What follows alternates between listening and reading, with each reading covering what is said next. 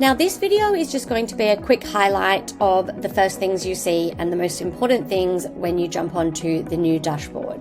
So first things first, you've got the new URL, which is dashboard.basiq.io, which will bring you to this homepage once you've signed on. The demo application exists for all of the applications that are created on the new dashboard. It's just a default, and you may or may not decide to use that as your main application. We discuss a little bit more later on about what an application is and how you may want to manage it, but for now let's just cover a few of the most important pieces in the dashboard.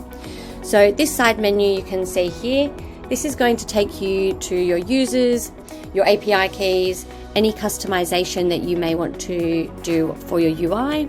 It will take you to a status page as well. This is going to give you all of the up-to-date information on the statuses of each of our institutions and their connectors.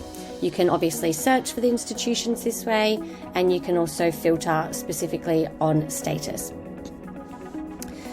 It'll also take you to a help page. This help page is going to be where you get help, obviously. It's going to link you to reference material, any documentation that you need to view, and links to any guides that might interest you.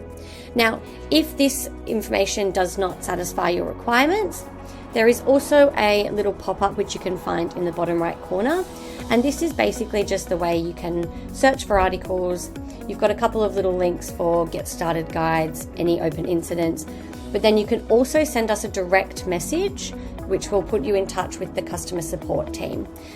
This is really useful because you've got the entire team has eyes on this, so you always will be able to get a response fairly promptly. Lastly, you're looking at settings. So this is where you can enforce single sign-on, you can manage permission sets, you can manage your members and change any of the organization details you might need to. Then you're looking at your account down the bottom, so you can update your profile picture, all of the usual things. And of course, you can just use this as a collapsed thing. You can also use this to then log out.